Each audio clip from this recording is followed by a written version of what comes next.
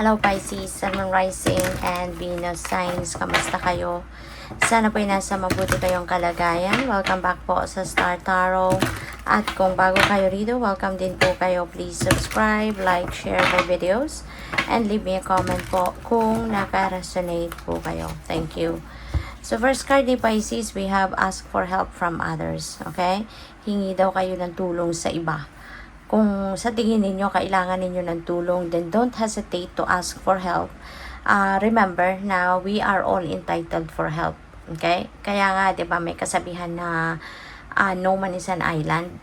Kasi dadating at dadating ang oras na mangangailangan tayo ng tulong ng iba. Mangangailangan tayo ng asistensya ng iba. Kaya kung sa tingin ninyo, kailangan ninyo ng tulong sa ngayon in any way, shape, or form, don't hesitate to ask for help. Huwag kayong magdalawang isip, huwag kayong matakot, huwag kayong mahiya. Kasi lahat tayo, mangangailangan talaga ng tulong at some point sa buhay natin. So, you just need to reach out to someone. Kailangan mo lang na lumapit, no, or lapitan ang isang tao, diba, para or grupo para makahingi ng tulong. Okay? So what else? We have be assertive. Ayan, wag kayong don't play small. Wag kayong mahihiya na ilabas or ipakita yung galing ninyo. Diba? Kasi lahat tayo, no, we are all equipped with with something na magagamit natin, kakayanan natin, talents natin, diba? Meron tayo nun. Lahat tayo meron at magagamit natin 'yan para na ma-achieve natin ang mga bagay na gusto nating ma-achieve sa buhay. So kailangan mo lang na magtiwala ka sa sarili mo, magtiwala ka sa kakayanan mo, and magtiwala ka, no, sa kung ano ang pwede mong gawin. Okay? Kasi lahat tayo, we have all it takes to succeed in life. Okay? So, we have remain positive. Okay? Remain positive. So, wag kayong mawala ng pag-asa. No? Kung sa tingin ninyo, things are not working out the way you want it, remain positive. Kasi, unang-una, hindi dahilan para sumuko kung mayroon man mga challenges na na-experience kayo sa buhay. Kasi parte yun ng soul's journey natin. Yung mga challenges na yan, mga problema, mga hardship sa buhay, parte lang yan ng ano natin eh. Parte yan ng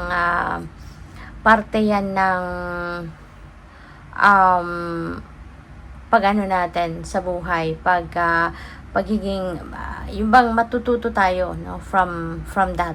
Kaya kung hindi parte ng journey natin yung mga ganyan, edi papaano na lang tayo magkakaroon ng learnings, diba?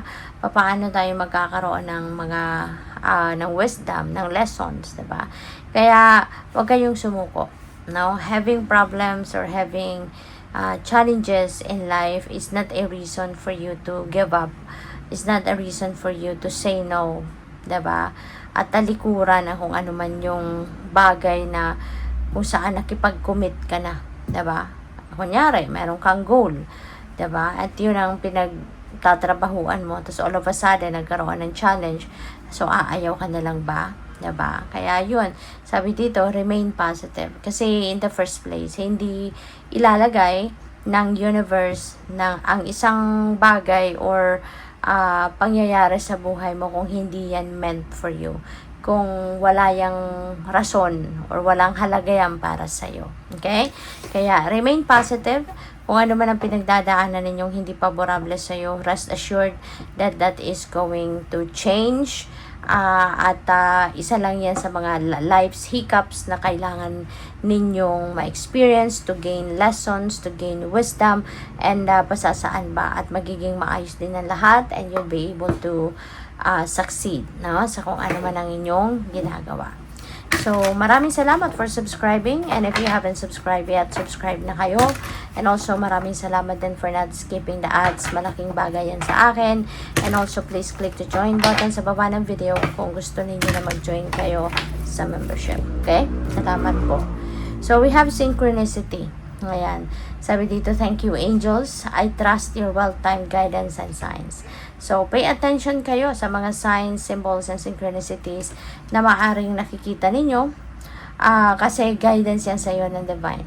Okay? That is divine guidance, and pinapakita yan sa'yo ng universe to help you na mapunta ka, sa tamang daan, sa tamang sitwasyon. Okay? So, what else? We have spiritual gifts, Archangel Raziel. Thank you, Raziel, for helping me channel my gifts and talents. Okay? So, maraming salamat. Daw dito kay Archangel Raziel kasi maaaring siya yung magpupush sa inyo sa ngayon na i-embrace nyo na yung inyong mga talents, i-embrace mo na yung inyong mga spiritual gifts at gamitin ninyo ang mga yan, diba? To carry out your plans, to carry out your goals, to carry out your dreams, to carry out your purpose in life. Okay? Maaaring ngayon, mas mararecognize mo na siguro na kung ano man yung mga talents niyo, yung mga spiritual gifts niyo, mas makikilala mo na yan siya sa ngayon at yun nga, baka marirealize mo na din na you embrace it at gamitin mo na yan. Diba? So, what else? We have inner power. No? So, this is the Divine Father. This is like Papa Jesus. No? Divine Father, thank you for co-creating my world with me. Ayan. So, parang ano to?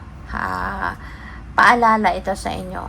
No? Na kung ano man ang meron ka sa buhay mo, you have co-created that with the Divine. Alright? Provided na nakinig ka, no, sa intuition mo, nakinig ka sa gabay ng Divine Universe.